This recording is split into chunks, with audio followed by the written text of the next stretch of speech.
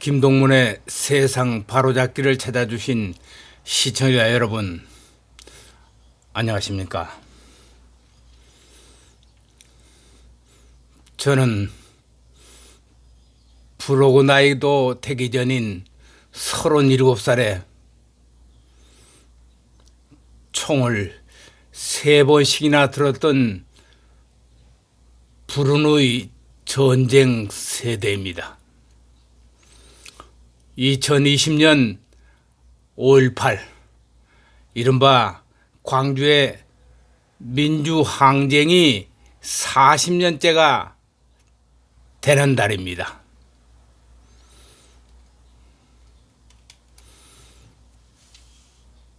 (1980년 5월 21일) 무장 폭도들에게 고립된 나주 예비군 대대에 보급품을 공수해준 광주의 11항공대 소속 성명미상의 헬기 조종사를 찾아 헤매인 지 오늘로 40년째가 되고 있습니다.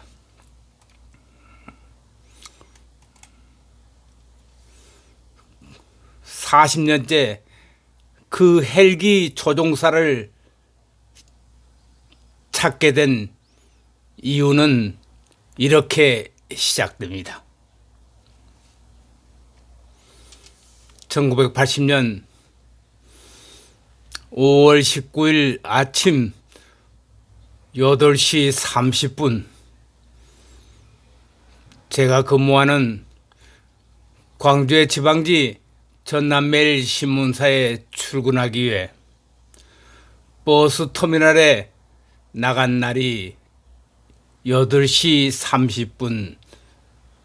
30분이었습니다. 버스터미널을 찾아가 보니 나주 공영 버스터미널은 전쟁터를 방불케 했습니다.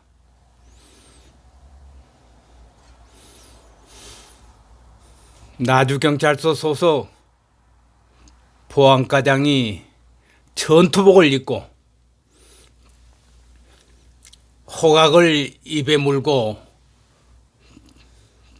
버스들을 정리하고 있는 모습이 정말 전쟁터였습니다. 제가 당황해서 웬일이냐고 묻자 보안과장은 광주에서 폭동이 일어났습니다. 광주로 가는 상행선을 통제하고 있습니다.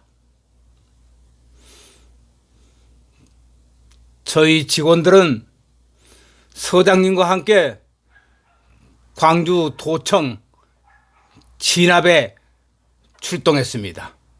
그래서 제가 버스를 차단하는데 현장에 나와 있는 것입니다. 라고 말하더군요. 참 당황스럽습니다. 어제까지만 해도 제가 퇴근할 때 18일 일요일 오후 7시 전남도청의 1km 지점인 조선대학교 광장에서 횃불 시위로 참여했던 대학생들이 조선대 광장에 모여서 계엄령 철폐를 외치고 평화스러운 시위로 끝이 났는데 하룻밤 사이에 광주에 폭동이 나서 버스를 통제한다는 소식을 듣고 보니 참 어처구니가 없었습니다.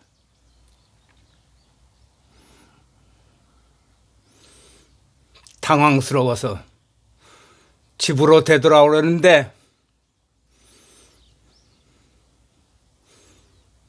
저희 9년 선배인이 40대 후반에 선배 한 분이 얼굴도 모르는 젊은이들 20여 명을 앞세우고 버스터미널 입구를 들어오면서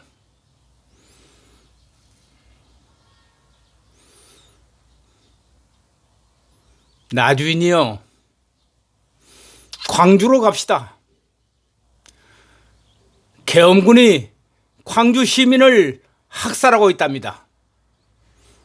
항일의 도시인 나주에 나주민들이 광주로 가야 되지 않겠느냐고 선동적인 구호를 외치고 등장했는데, 그 선배님 곁에는 20대 젊은이들이 새파이프와 목두기를 들고 머리띠를 두른 채 의기양양하게 버스터미널로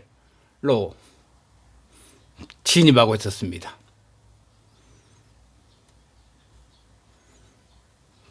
저는 이거 큰일 났구나. 저 선배는 야당인 김대중 사조직인 국민연합 나주 책임자를 맡고 있는 사람인데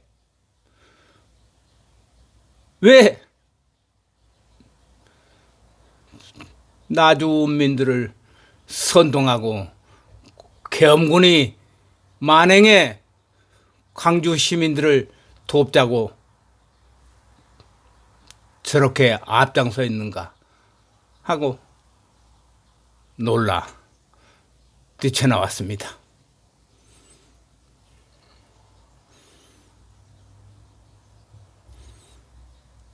그리고 유신 언론인 죽인다는 협박 전화가 수없이 저희 집에 걸려와서 부득이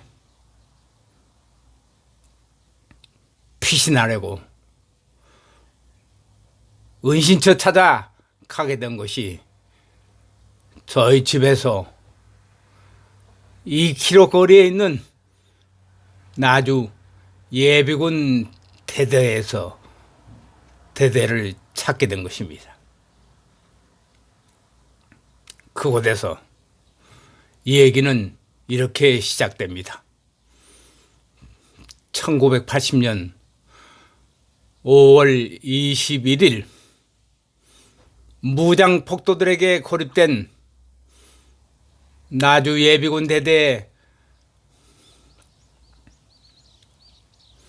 보급품을 공수해준 광주 11항공대 소속 성명미상의 헬기 조종사를 찾아 나선 지 올해로 꼭 40년째가 됩니다.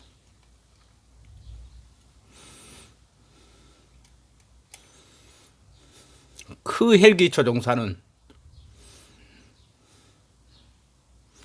위험을 무릅쓰고 광주에서 나주까지 27km 구간인 거리를 지상에서 쏘아대는 총알을 피해서 고공으로 나주 예비군 대대까지 보급품을 싣고 왔던 것입니다.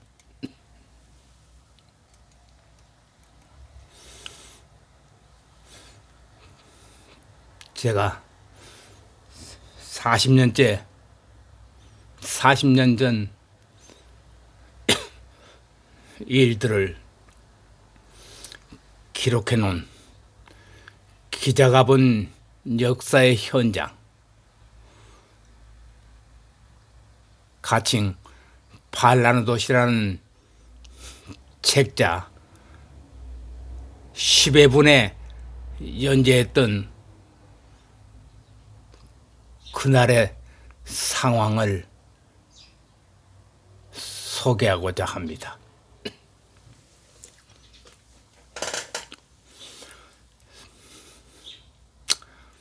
세 끼나 굶은 우리에게 중화기와 탄약 상자가 헬기에 실려온 후에 도민 학살 명령과 경상도 출신 공수부대의 강주 투입설의 유언비어들을 우리는 확인해 봐야 했습니다. 헬기 조종사가 싣고 온 중화기로 행여 발포 명령이 떨어지는 것인가? 아니면 나주 예비군대대 무기고에서 탈취당한 중화기를 보충해 주는 것일까?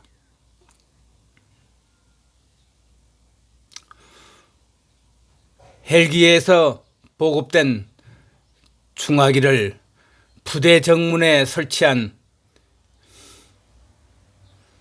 기관총을 추시하고 있던 대대장 정소령이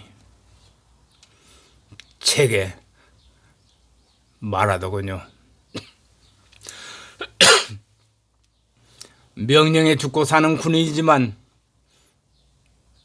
저들이 쳐들어온다 해도 발포할 수는 없지 않습니까?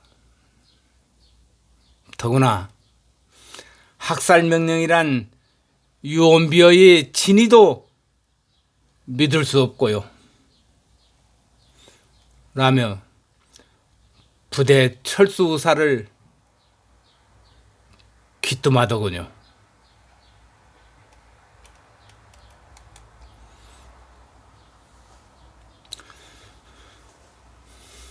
나는 그의 판단 여부에 따라서 60여 명의 병사들의 생사 여부가 달려있어 마지막 결정을 해야 할 순간이 되었습니다.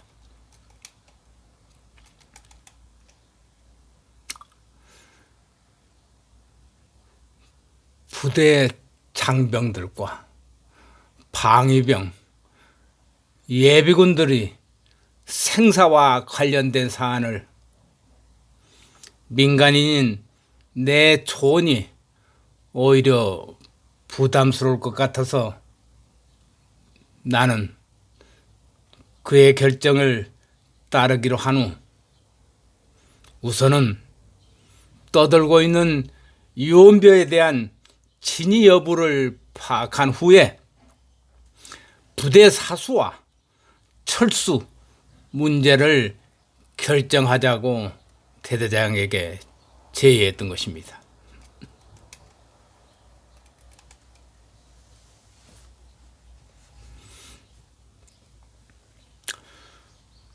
사수냐 철수냐 결정을 위해 대대장은 무전기를 들었습니다. 수차례의 교신 끝에 연대와 무전이 열리자 대대장 정소령은 공격을 받고 있다. 부대 사수가 어렵다. 발포 여부를 하달하라. 마치 성난 사자처럼 무전기에 외치더군요. 1980년 5월 21일 오후 3시 공중 발포 허용의 짤막한 무전교신을 사태 3일 만에 처음 받아본 광주 공공사단의 명령이었습니다. 고립된 지 3일 만에 받게 된 공중발포 명령에 부대 사수의 결심을 갖게 되었다면서 대대장이 저에게 고맙다는 뜻을 표하더군요.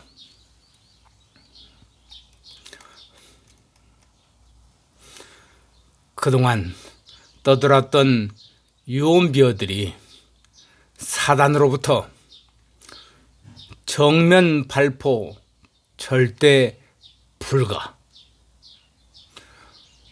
부대 방어 최후 수단으로 공중 발포 허용이라는 무전 교신에서 확인되는 순간 폭동 진압과 부대 사수의 확신을 안겨주게 된 것입니다.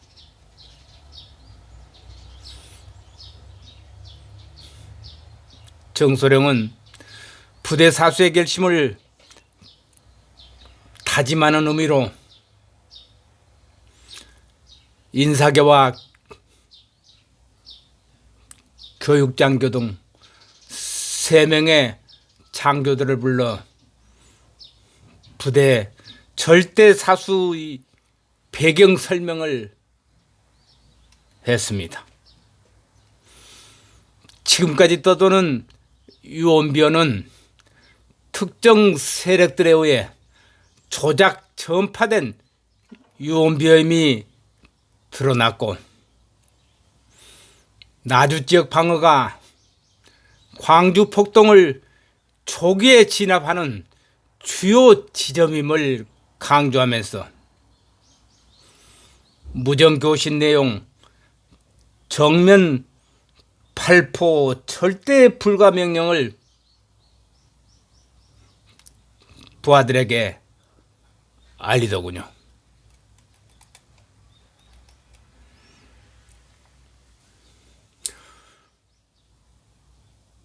나주 흑룡불화가 송전탑 부근에서는 요란했던 무장시위대의 총성이 헬기의 출현 이후에 잠잠해지고, 그동안 웅성거리던 방위병과 예비군들의 사기가 되살아난 가운데 밤이 지나고 사태 4일째가 되는 22일 아침을 맞이했습니다.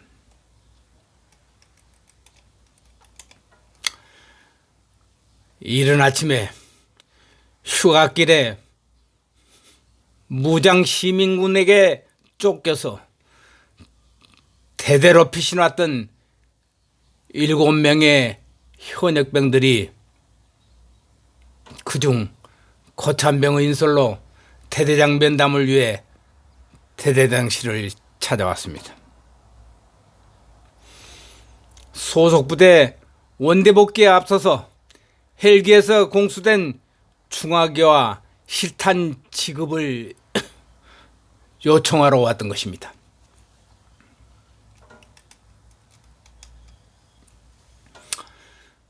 동해안 해군 함선에서 복무 중이라는 해군 병사가 무기 지급을 허용해달라면서 나를 대대장으로 알고 부동자세로 격려를 하더군요. 이들에게도 총과 실탄 지급을 허락하고 최악의 사태 공중 발포를 허용하는 준수사항을 시달한 후에 무기를 지급해 줬습니다.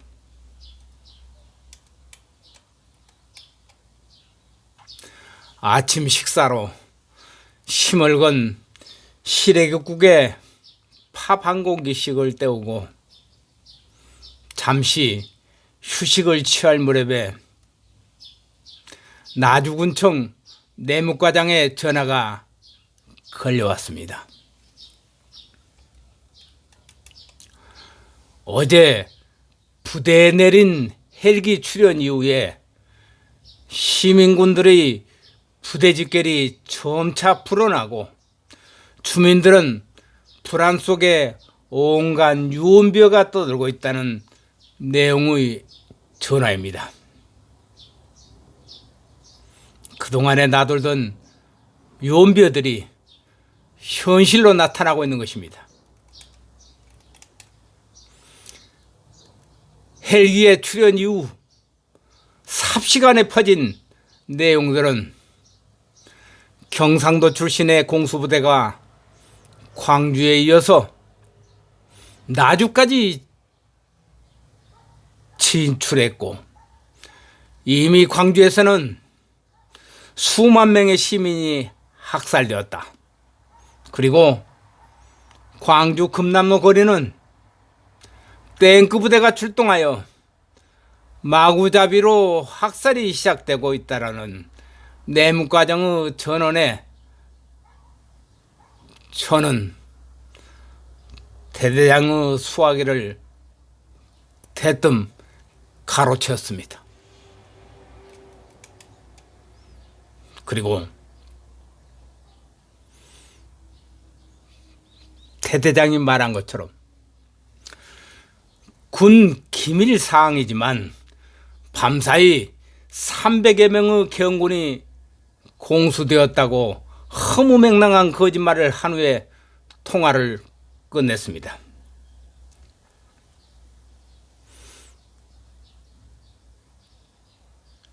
옆에서 통화 내용을 들은 대대장이 어이없는 내 거짓말에 의아스럽게 나를 쳐다보고 있더군요.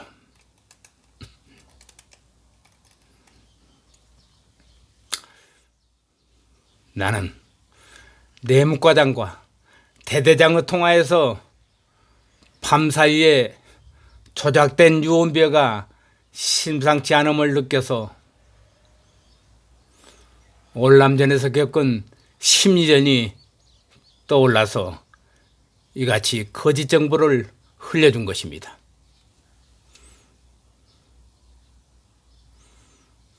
60년대 제가 월남전에서 사용했던 특수 게릴라 전술 중에서 약육강식의 본능을 이용한 베트공들이 특수 게릴라 전술로서 현지 주민들을 위장시켜서 한국군의 정보를 얻어 사용하는 일종의 심리전술입니다. 나는 유언비어를 조직적으로 퍼날린 자들이 배후에서 시민군을 선동하고 있다는 걸 확신하고 내무과장에게도 의도적으로 거짓 정보를 흘렸다고 대대장에게 말했습니다. 지방민들이 내통한 점을 감안할 때 저들은 이곳 예비군대대 병력이 겨우 20여 명에 불과하다는 것을 알고 있기 때문입니다. 부대 무장차량 2대, 일개 소대 병력이면은 첨구할 수 있는 소규모 부대란 걸 예비군 훈련 한 번쯤 받아본 사람이면은 훤히 알 수 있는 나주 예비군 대대의 병력 사항입니다.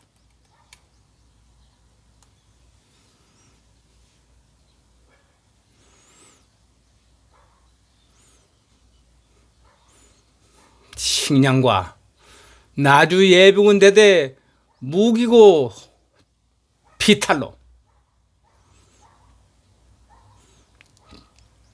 겨우 현역병 16명이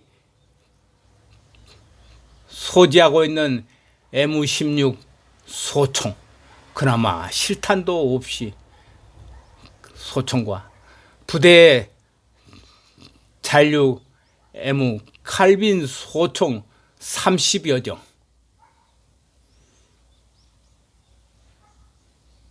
이걸로 무장 차량의 폭도들을 부대에 사수하기는 어려운 일이었습니다. 그래서 부대 철수냐 사수냐 결정에 대대장은 권해에 찬 의견을 저에게 말했던 것입니다. 그래서 먹통이 되었던 무전이 교신이 되자 식량 지원과 부대 사수를 위한 총기류 탄약 보급을 요청했던 것이고, 그 헬기는 지상에서 쏘아대는 무장 폭도들의 총알을 피해서 고공으로 나주 예비군 대대 상공까지 와서도 착륙을 못하고 공중을 선회하고 있던 걸 제가 안전표시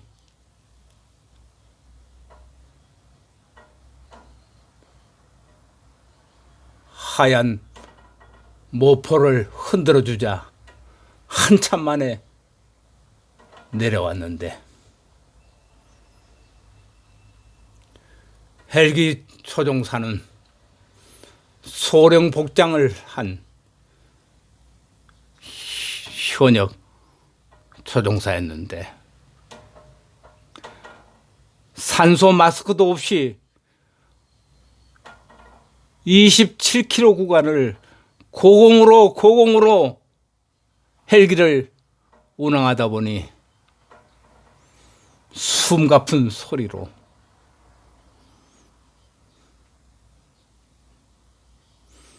(11항공대) 소속 헬기입니다 하는 말 한마디만 던지고 갔던 것입니다. 만일 그 헬기 조종사가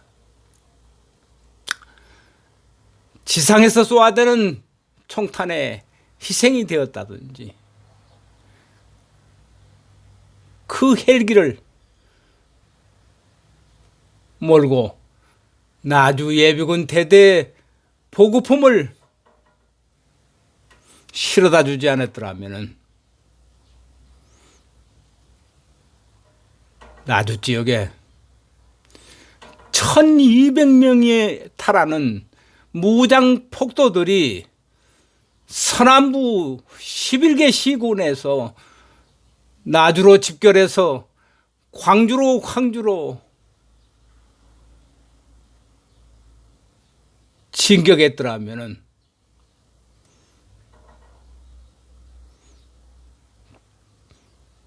광주는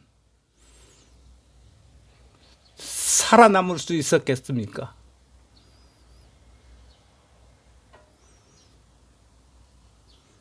그래서 저는 그 보급품을 실어다 준 헬기 조종사를 40년째 찾아 나섰습니다만은 아직 찾지 못하고 있습니다. 그리고 나는 그분들에게 당당하게 구국의 영웅이라는 칭호를 안겨주고 싶습니다.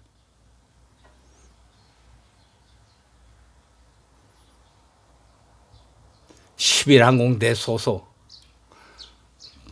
1980년 5월 21일 나주 예비군 대대에 식량과 무기를 갖다 준 헬기 조종사분, 지금 살아계신다면은 연락 한번 주십시오. 유튜브 김동문의 세상 바로잡게 연락 한번 주십시오. 찾아뵙고 보은의 인사를 드리고 싶습니다. 감사합니다.